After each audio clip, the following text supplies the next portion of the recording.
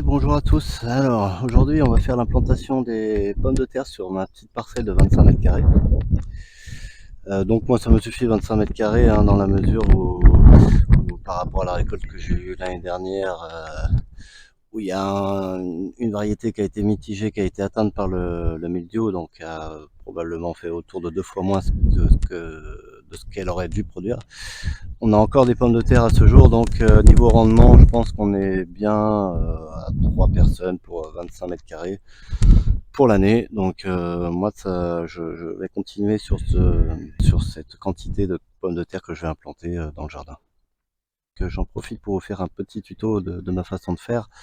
Là, j'avais implanté de l'engrais vert, ça devait être au mois de septembre l'année dernière.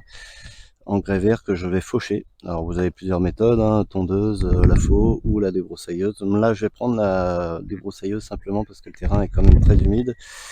Cette année il y a beaucoup de pluie comme je vous l'ai déjà dit, et du coup la débroussailleuse va s'imposer parce que la tondeuse j'ai peur que ça bourre et la faux j'en ai simplement pas.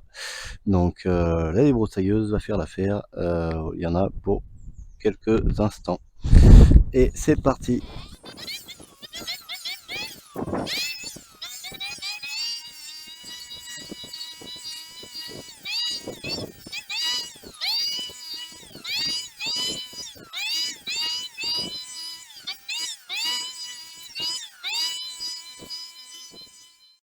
Alors, je vous montre très rapidement le résultat. Bon, il n'y a rien d'exceptionnel.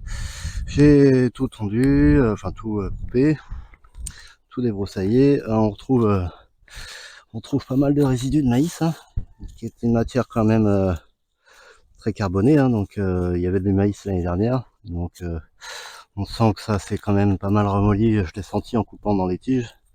Ça s'est coupé tout seul. Donc à part certaines qui restent encore bien dures, là, comme celle-là, il y en a beaucoup quand même qui se sont coupés plutôt facilement. Mais c'est pas grave, on va laisser en terre comme celle-là. Qu'est-ce que j'implante comme pommes de terre? Mes variétés habituelles, Charlotte et Sarpo Mira, que voici. Donc on voit que les Sarpo Mira, la plupart sont nickel. Il y en avait quelques-unes qui avaient un petit peu flétri comme la Charlotte ici, mais la plupart sont nickel. Et on a encore de la Sarpo Mira en pommes de terre, des grosses, des petites. Certaines ont sont un petit peu fripées, on va dire, et un petit peu vieilli, mais il n'y a pas eu trop de patates abîmées ni moisies dans le lot.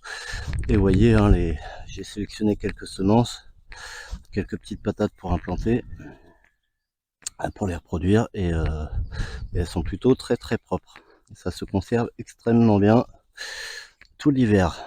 Et ma variété, pour rappel, fétiche pour la résistance au mildiou, et c'est grâce à elle qu'aujourd'hui je suis autonome, parce que la Charlotte, ce n'était pas le cas. Donc la Charlotte est un peu meilleure en goût, très bon en salade l'été et tout, moi j'aime beaucoup. Variété tout à fait classique, mais du coup, comme j'ai dû la récolter beaucoup plus tôt à cause du mildiou et qu'elle avait fini son cycle plus tôt que prévu, et aussi elle se conserve un peu moins bien, du coup voilà, j'ai comment dire, des patates fripées un petit peu, je dirais pas abîmées, mais qui ont déjà donné plusieurs germes. J'en ai éclaté mais c'est pas très grave. Je les ai éclatés de toute façon avant de les prendre, à part certaines ont eu le temps de repousser. Bref, dans tous les cas, je m'en fiche un petit peu qu'il y ait des germes. Voilà, j'ai dû les couper dans la saison 3 fois, je crois, peut-être 4, 3 fois, il me semble. Donc elles se sont abîmées, elles ont séché, on va dire un petit peu, elles ont pris déjà de leur réserve. C'est pas grave, je les ai utilisées quand même, mais comme je sais pas ce que j'ai fichu l'année dernière, mais j'en ai mis de côté déjà dès la récolte, et le souci, j'ai l'impression de pas en avoir assez. Du coup, j'ai quand même racheté une série de Charlotte. Donc ça, c'est des Charlottes, c'est la même chose, mais en version, on va dire, en bon état.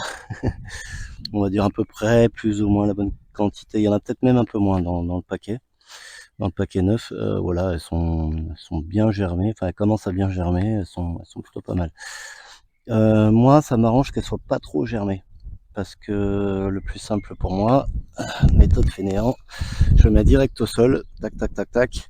je fais mes lignes, on va dire, de patates et je recouvre direct avec le round baller de foin.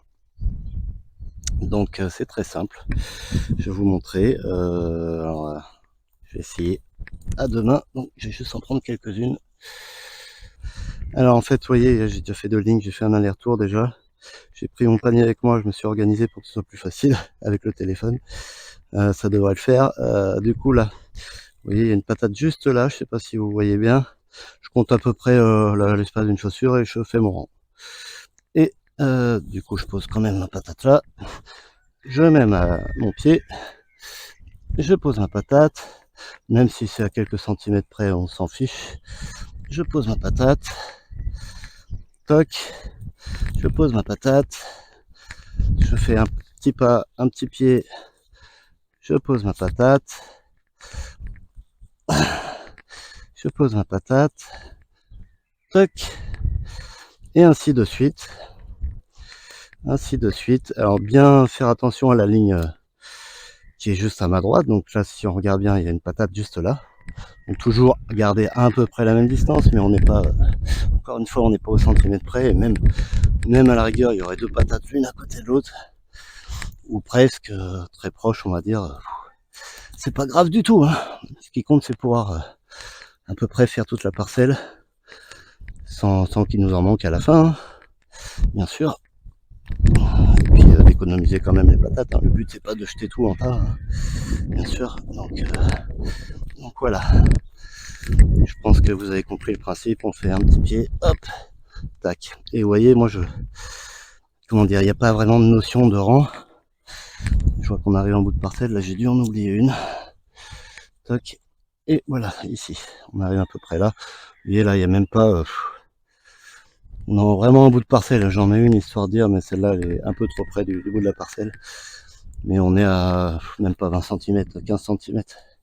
Mais bon, à la rigueur, ça, on s'en fiche. J'ai un peu trop de Sarpomira, donc là, j'ai fait ça. Ça fait à peu près 1 mètre de longueur, ce qui est déjà pas mal. Je pense qu'en Sarpomira, je vais faire juste une petite dernière longueur. Et ça va suffire amplement parce qu'elle est très productive. Et c'est pas la meilleure, hein. Je préfère avoir la Charlotte quand même. Mais ça me suffit pour passer l'hiver, largement. Donc ça fait à peu près 7-8 mètres, entre 7 et 10 mètres carrés pour passer l'hiver. Ça suffit largement. Voilà, bah écoutez, je vais faire le reste avec les Charlottes. Et puis je vous reprends une fois que c'est fini. Alors, voilà, j'ai fini. Alors, j'en ai mis un vraiment partout, hein, donc je refais un point à Sarpomira, les Charlottes nouvelles, on va dire, et les Charlottes anciennes, donc mes semences à moi. Ça se verra pas à la caméra, mais je suis un petit peu parti de travers, hein. J'ai fait mes rangs, on va dire, comme ça. Je suis parti un peu sur la gauche. Voilà, hein, comme je vous dis, il n'y a rien de droit. J'ai pas fait ça comme au cordeau, donc il n'y a rien de droit. Moi, ce qui compte, c'est d'avoir vraiment des patates un peu partout sur la parcelle. Voilà, on revoit. On voit ici mes semences qui sont toutes fripées ici, là. Hop, on a une belle ici. Voilà, ici les nouvelles. Et les Sarpomira qui sont là, qui sont un peu plus rouges. Hop, qu'on retrouve ici. Voilà, ici, tac. Pourquoi j'ai fait un tri aussi, j'aurais pu tout balancer comme ça directement, c'est simplement aussi que je veux voir si mes semences poussent aussi bien que les nouvelles, mais bon, ça c'est juste pour la petite expérience, mais je sais pas si je verrai vraiment une grosse différence. Peut-être sur le rendement, parce que reproduire ces patates, ça fait perdre légèrement en rendement, mais c'est pas énorme. J'avais vu un article comme quoi ça faisait perdre quelque chose comme 10% de rendement si vous refaisiez vos plants, même si vous les laissiez en terre, même l'hiver. Donc c'est pas quelque chose d'énorme, hein. Il suffit juste de planter 10% de plus de pommes de terre pour avoir à surface équivalente, enfin pas surface équivalente, mais à rendement équivalent, il faudrait planter 10% de plus. Donc voilà, c'est pas c'est pas fou, donc autant faire ses propres semences de patates, du moment qu'elles sont pas malades, tout ira bien. Voilà, donc là j'ai planté comme ça. Là maintenant je vais aller, le round baller de foin, je vais le dérouler tout le long, un peu comme du papier toilette.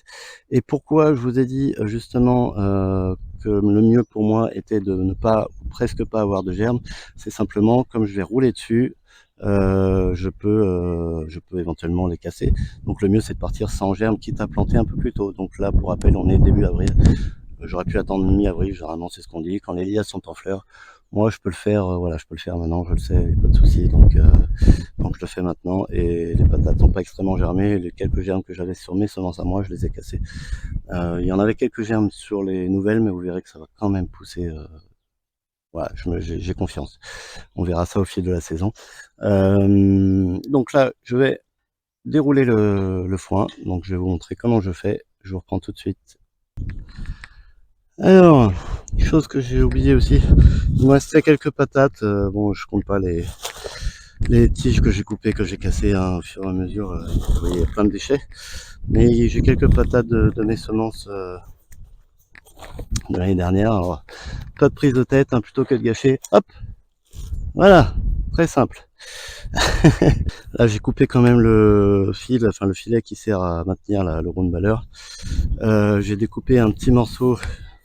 On va voir si ça va le faire. J'ai coupé un peu le foin là. En fait, le but, ça va être de basculer le round baller pour que ça se déroule un peu comme du papier toilette sur la surface. Bon, ça sera pas parfait, hein, ça c'est clair. Donc après, il faut quand même revoir un petit peu ça, mais dans l'ensemble, ça devrait s'étaler à peu près partout. J'ai besoin de mes deux mains et de pousser parce que vous imaginez que là, c'est une petite balle et c'est quand même très lourd. Donc tout seul, ça peut être assez costaud. Le mieux, c'est de faire ça à deux quand même. Hein. Là, il y en a à peu près pour 250 kg. Je vais même tester, ça se trouve je vais pas pouvoir la déplacer parce que ça s'est peut-être un peu tassé avec le temps, avec la pluie là, en dessous. Donc si c'est pas rond en dessous, bah, c'est forcément plus dur à bouger. Donc bah, on va voir ça tout de suite. Je vous pose. Ah, le mieux c'est de faire ça à deux, comme je vous dis. Voilà, c'est bon, ça vient. Alors, ça vient, ouais, c'est pas trop mal. C'est pas trop mal. C'est pas trop mal. Hop, je regarde un petit peu en dessous comment ça se défait. C'est pas trop mal, je vais continuer à pousser pour voir. Aïe. Donc ouais, faut pas hésiter à enlever un petit peu. Voilà, tac.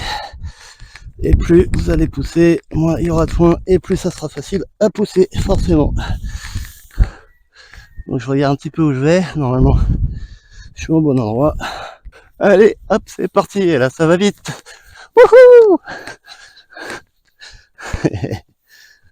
Donc c'est loin d'être parfait, surtout que je me suis un petit peu planté dans l'entrée là sur la deuxième bande. Du coup, j'ai mangé un petit peu là sur le coin et forcément tout s'est un peu retrouvé décalé, d'où le trou là. Mais ça, c'est pas grave, hein.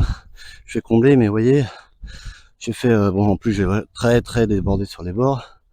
Donc voilà comment à pailler 25 mètres carrés. Je suis à combien là? Je dois être à 10 minutes. Allez, 5 minutes. 5 minutes, 10 minutes. Là, je vous afficherai le temps exact. Hein. Là, j'ai pas le compteur. J'ai le compteur de l'ensemble du rush, mais pas juste du paillage.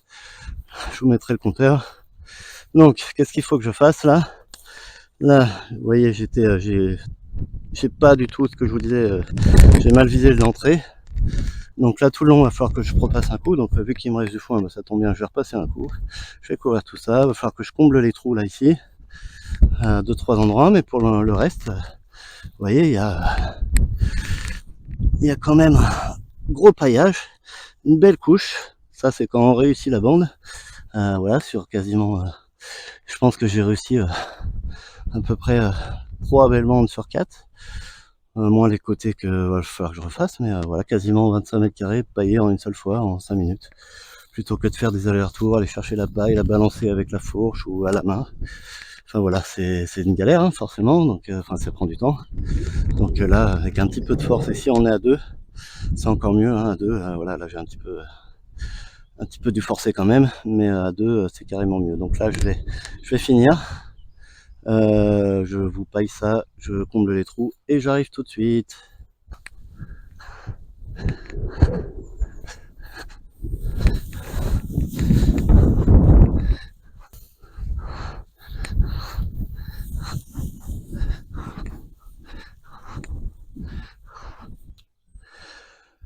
Alors voilà, j'ai fait tout le tour. J'ai repris tout ce qu'il y avait sur les bords qui était carrément trop. Là un peu moins, mais surtout là-bas, sur la zone là de bas derrière, ici. J'ai tout rebasculé dedans. J'ai refait une bande là-bas sur le côté pour dire que je la finis complètement. Et j'ai tout basculé, voilà, tout le foin qui était en trop dedans pour histoire de faire une belle couche, parce que ce que je vous ai montré tout à l'heure, c'était déjà une belle couche. Mais au fil de la saison, ça va diminuer, hein, donc voilà, faut pas hésiter à en mettre, hein, vraiment. Là, du coup, il y a bien 20 bons centimètres, et si vous en rajoutez plus, c'est encore mieux, hein. On va dire que ça, c'est le minimum, et je parle de foin tassé, hein. Je parle pas de ça qui est vachement, enfin, très très aéré. Euh, ça, ça suffit pas. Je parle de foin tassé comme on voit encore un petit peu là. Là, il y a 10-15 centimètres de foin tassé, et j'en ai rajouté un peu dessus. Selon les endroits, bien sûr, c'est pas parfait, hein, mais selon les endroits, il y a bien 20 bons centimètres. Et si vous en mettez plus, c'est encore mieux. Moi, je sais que ça marche. Bon, c'est un peu limite en fin de saison, mais ça le fait très bien quand même, hein. Je me suis fait surprendre l'année dernière, hein. Il y a eu quelques patates vertes sur la Sapourmia, mais rien de grave. Voilà, j'ai eu une mini cagette de patates vertes sur, je sais plus combien j'ai fait. Ah, je vais dire des âneries, je vais vous le marquer, mais 70 kilos, peut-être quelque chose comme ça. Je vais vous le indiquer pour vous dire combien j'ai fait l'année dernière sur une surface comme ça, sachant que l'une des variétés a eu le mildiou et a fait 2 fois moins. Voilà, et qu'est-ce que je voulais vous dire? C'est à peu près tout. Donc là, je vais vous indiquer le temps que j'ai mis, parce que franchement, ce que je vois sur la vidéo, c'est pas parlant, hein. J'ai fait plusieurs rushs que j'ai coupés, donc je vous mettrai le temps total que j'ai mis à faire cette zone. Juste ce petit conseil en plus, si vous avez déjà des patates germées, que vous voulez pas les casser comme on va dire certains pros peuvent faire, certains pros du jardinage, c'est sûr que c'est toujours mieux d'avoir des germes déjà bien colorés, bien forts, pas des trucs qui font 10 centimètres de long, qui sont tout maigres, hein, ça c'est nul ça, hein. Mais voilà, des joints, oh là, pourquoi je parle de joints moi? Qu'est-ce qui se passe? euh, des germes, pardon, petits, costauds. Ça, c'est très bien pour la pomme de terre, hein. Et coloré quoi, des choses très très, on va dire des germes assez mastoc, assez costauds, c'est très bien. Moi, pour me simplifier la vie, je le fais pas, mais si vous avez ça, c'est très bien. Et ce que je vous conseille de faire, c'est d'étaler le foin avant et de faire des trous pour implanter les pommes de terre, mais ça fait perdre un peu de temps. Donc c'est pour ça que moi j'évite de faire ça. Si après je vois que j'ai des patates avec des beaux germes, ça va m'embêter, donc je vais peut-être le faire quand même, c'est ce que j'ai fait l'année dernière, mais là je fais sans. Et je trouve ça préférable pour se simplifier la vie, gagner du temps. Et par contre, ça va mettre forcément plus de temps au démarrage, mais ça, c'est pas grave, hein. Il suffit juste d'implanter la pomme de terre un peu plus tôt, et au pire, ça fait, allez, 1 semaine, 2 semaines de décalage, c'est tout. Faut pas, voilà, faut pas penser que ce soit grave, c'est juste que si vous voulez des patates précoces, c'est pas idéal. Et je voulais vous dire aussi, pour ceux qui sont encore là à la fin de la vidéo, il y a une petite astuce quand même, parce que cette méthode est quand même très critiquée par certains, mais ils savent pas tout. Et ouais, ils savent pas tout. Ils savent pas tout parce que, effectivement, ils peuvent avoir de mauvais résultats. Donc il y a une astuce qui consisterait à mettre un peu de compost sur chaque pomme de terre, et remettre du gazon, de la paille, du foin par-dessus. Pourquoi pas, hein? Moi, j'ai pas besoin de le faire, je sais que j'ai pas besoin de le faire, je l'ai jamais fait d'ailleurs. Hem, Ça peut aider, donc voilà, pourquoi pas, voilà. Mais très, très important, cette méthode ne fonctionne qu'avec certaines variétés. Ça, personne ne vous le dit jamais, personne. Moi, je vous le dis, et ça fonctionne seulement avec quelques variétés. Je pense que c'est lié à des variétés plus de conservation, mais là, j'ai un doute, donc voilà, je veux pas vous induire en erreur. Mais ce qui est sûr, c'est que la Charlotte, ça marche très bien. La Sapourmia ou ce genre de variété, ça marche très bien, et voilà, donc faut pas hésiter à essayer, et essayer avec des variétés qui fonctionnent. J'ai essayé par exemple avec la variété bleue, je sais plus comment elle s'appelle. Je vais vous dire des âneries, je vous le mettrai peut-être dans une bulle si ça me revient. Mais cette variété bleue qui est, il me semble plus précoce, je vais pas dire d'âneries, n'a pas marché. Je vous dirai ça. Voilà, c'est tout pour cette vidéo. J'espère que ça vous a plu pour l'explication de la méthode, que ça va aider certains à se faciliter la vie au potager. Vous n'êtes pas obligé d'utiliser des rounds si vous avez des surfaces plus petites que moi, par exemple. Vous n'êtes pas obligé de faire ça tout seul, parce que ouais, là, c'est un peu costaud quand même, mais ça se fait. Faut pas hésiter à demander de l'aide si vous avez des rounds, bien sûr. Moi, je le fais pas. Mais voilà, c'est quand même plus simple de rajouter du gazon, du foin, de la paille dessus. J'ai une préférence pour tout ce qui est gazon et encore, faut faire attention au gazon parce que si vous le mettez trop frais, il va fermenter, ça risque d'abîmer les germes. Donc très, très attention à ça. C'est pour ça que je préfère le foin parce qu'il est plus dense que de la paille, donc il couvre mieux de la lumière et les tubercules auront aucun problème à se frayer un chemin dedans malgré l'épaisseur que j'ai mis. Donc voilà, c'est tout pour cette vidéo. Je vous remercie d'avoir suivi. Je vous souhaite une très bonne journée, une très bonne soirée en fonction de là où vous en êtes et je vous dis à très bientôt. Au revoir. N'hésitez pas à commenter si ça vous a intéressé. Ça me fait toujours plaisir de vous répondre. Allez,